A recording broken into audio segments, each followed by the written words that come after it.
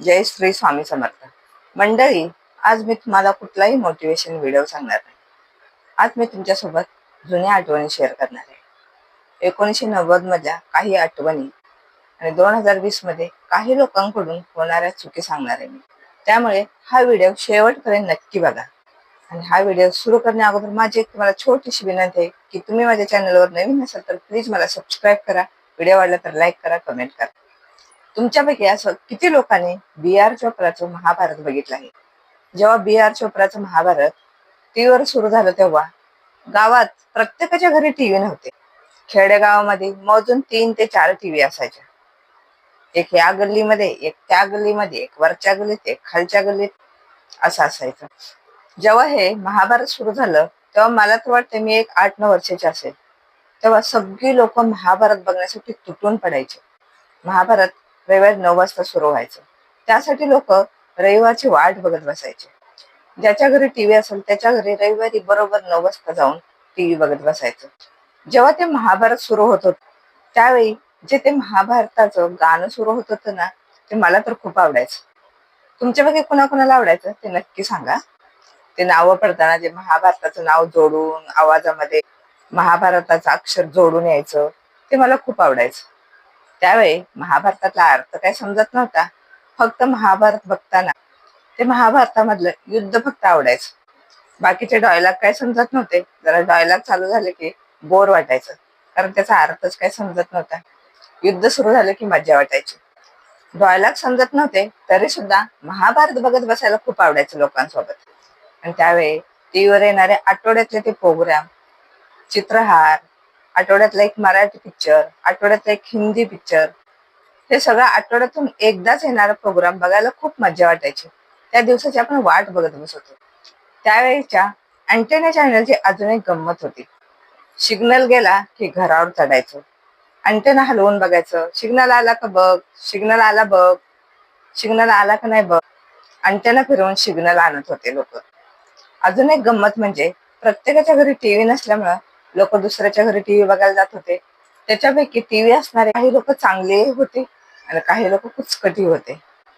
काही लोक लोक टीव्ही बघायला येतात म्हणून कायम दरवाजा उघडा ठेवणार, आणि काही लोक टीव्ही बघायला येतात म्हणून मुद्दाम दरवाजा बंद करून ठेवत होते, मुद्दाम लॉक करून निघून जात होते. ते दिवस आता राहिलेच नाहीत. आता भरपूर टीव्ही चॅनल आलेले आहेत. प्रत्येकाच्या घरोघरी टीव्ही आली आहे आणि टीव्हीचा पण जमाना हळूहळू जात आलाय. आता मोबाईलचा जमाना आला आहे. त्यामुळे मुलांनी मैदानी खेळ खेळणे सोडून दिले आहे. आमच्या काळात आम्हाला 10 मिनिटाची जरी सुट्टी असली तरी आम्ही त्या 10 मिनिटात मैदानी खेळ खेळायचो. जेवायची सुट्टी अर्ध्या तासाची असायची. ती सुट्टी झाली की पटापट जेवून घ्यायचं आणि आम्ही ते खडे खेळत बसायचो. मुली शाळेची घंटा वाजेपर्यंत खडे खेळत बसायचो. त्यावेळेचे ते मैदानी खेळ, कबड्डी, खो खो, रगोली, कांदाफोडी, असे अनेक मैदानी खेळ आम्ही खेळायचो. आता असं वाटतंय पुन्हा त्या दुनियेत जावं, पुन्हा ते आयुष्य जगावं, पण आता ते शक्य नाही. आत्ताच्या मुलांना ते खेळ माहीत सुद्धा नाही.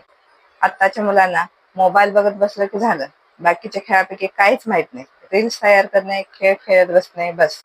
मधल्या सुट्टीत आम्ही ते खेळ खेळत बसायचो शाळेची घंटा वाजेपर्यंत.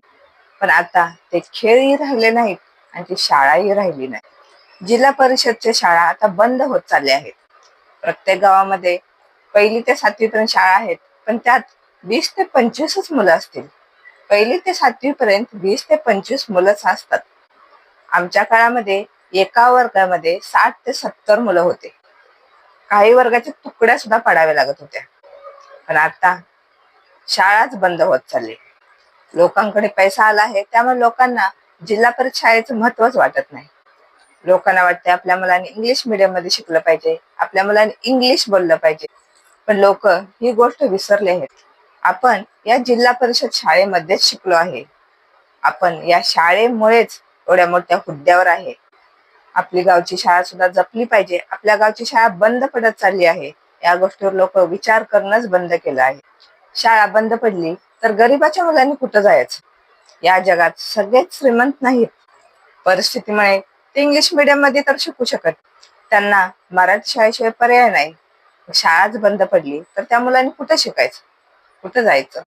मला मान्य आहे, बदल घडला पाहिजे, पण संस्कृती जपली पाहिजे. पण काही गावामध्ये संस्कृती जपणं लांबच राहिलं, पण शाळेपुढे तमाशा ठेवला जातो.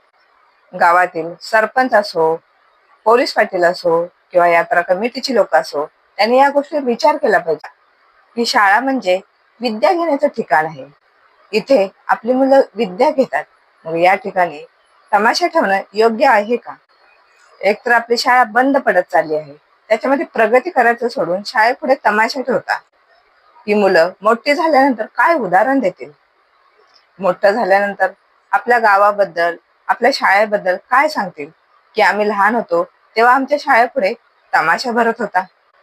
ज्या गावात असं घडतंय, त्या गावातील यात्रा कमिटीला, सरपंचला, पोलीस पाटीलला आणि गावातील लोकांना माझी एक विनंती आहे. तुमच्या गावात जर असं घडत असेल तर त्याच्यावर विचार करा. कारण ही गंभीरपणे विचार करण्यासारखी गोष्ट, म्हणून या गोष्टीवर विचार करा. माझी हीच तुम्हाला विनंती आहे.